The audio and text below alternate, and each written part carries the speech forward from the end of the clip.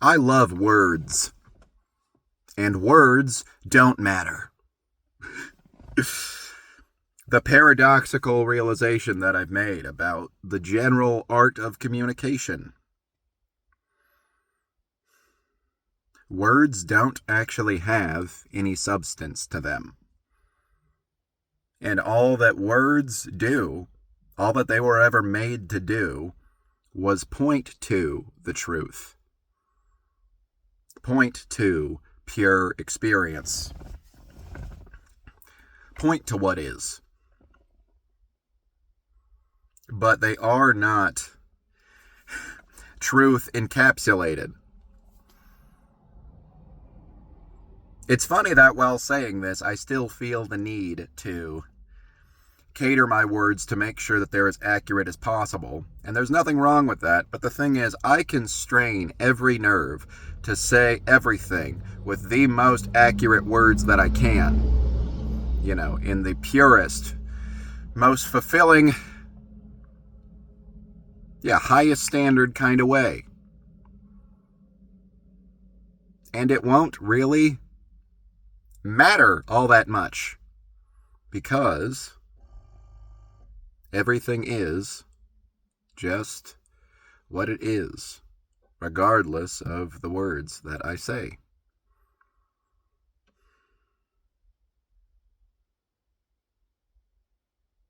One of the hardest things about sharing publicly is that I want to make sure that the listener interprets my words how I intended them. But the obvious conclusion that you keep coming back to is that I cannot control how anybody interprets my words. Because all of those ears and those minds that are processing my words are preset. Like they have an already set in place translation method that's influenced by all the things that came before them hearing my words. Life itself gives us a processing mechanism for how we're going to interpret messages. So if, just say somebody else is 30 years old like I am, somebody has 30 years of life constructing this mechanism of processing words. And I'm going to try to say words that will go through that mechanism, and the meaning will be exactly the same as I meant it to be. There's no way that I can do that. And that's one person. Depending on how many people ever listen to me, that's all these different ways that are gonna translate what I have to say.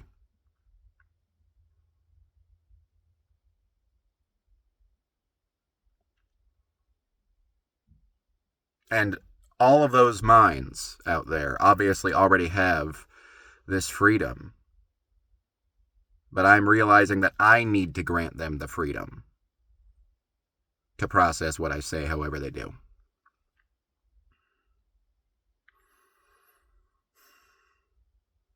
I'll give you an example that I posted a video called I Have Nothing, and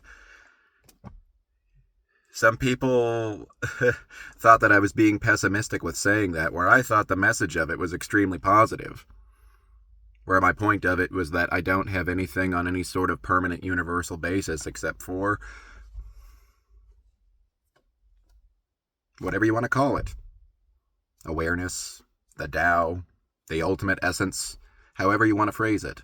But that all other things, like relationships and objects, all of them are transitory. And so I don't need to put that kind of pressure on them. And that's very freeing. But just by the phrasing of I have nothing, most minds, and I'm not saying this is wrong, it just is what it is, most minds are predisposed to hear that as negative. So it really wouldn't matter what I would say to explain myself by saying I have nothing. I have nothing will still be a negative statement to those minds. And that's okay.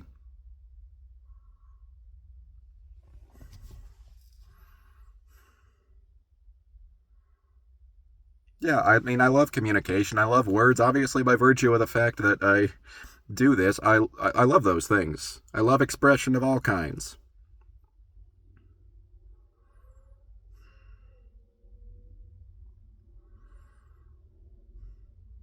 But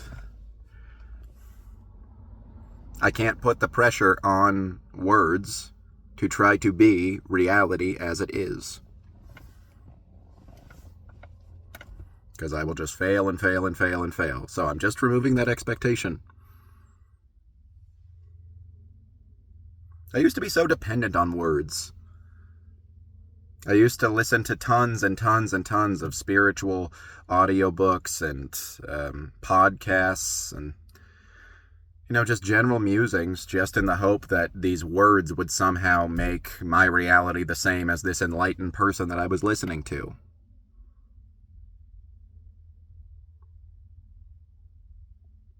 And words will never be able to do that. And what's funny is that all these enlightened people keep saying that. There's so many quotes about words being like the map, but don't confuse the map for the destination, and all these other things. The words are the finger pointing to the moon, but they are not the moon itself. They all say this, and I'm just like, yeah, man, say that to me 20 more times, and maybe, I'll be as enlightened as you are. Which I think that just reiterates my point, that words don't really matter, because I can hear people say over and over again that words don't matter, and I am so seduced by those words because they're coming out of an enlightened person's mouth.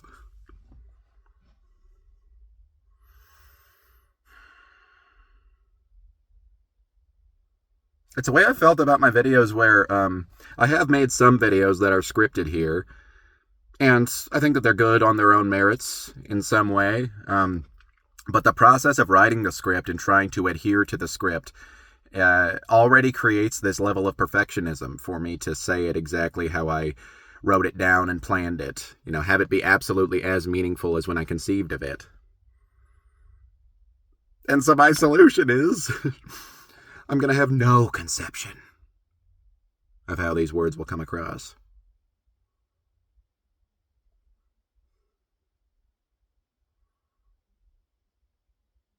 You just let it go. With this or with anything else in life, with your general expression, you just let it go. And will it be imperfect? Yes. Will it even cause problems sometimes, your free expression? Yes. But you just have to trust that there's going to be an automatic regulation that happens just from you expressing yourself and seeing how it lands and how it holds up over time.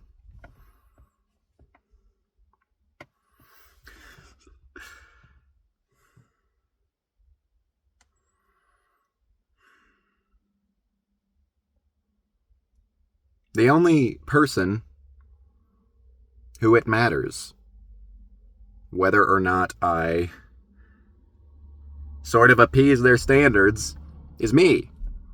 And the only standard that I have is just that I am speaking my truth, that I am being authentic, that I am using my words, limited though they are, and ever in the process of getting better as they are, making sure that my words are the best representation of my truth as they can possibly be.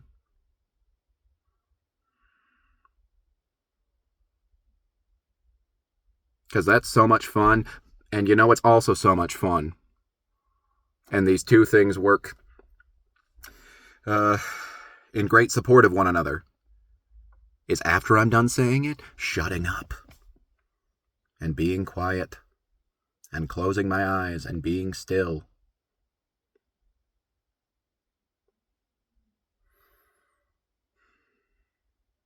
And just feeling reality and truth as strongly as I can.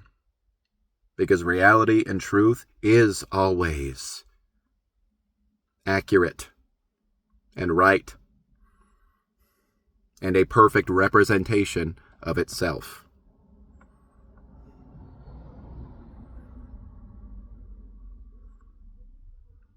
My words will never be perfect representations, but reality itself will always be.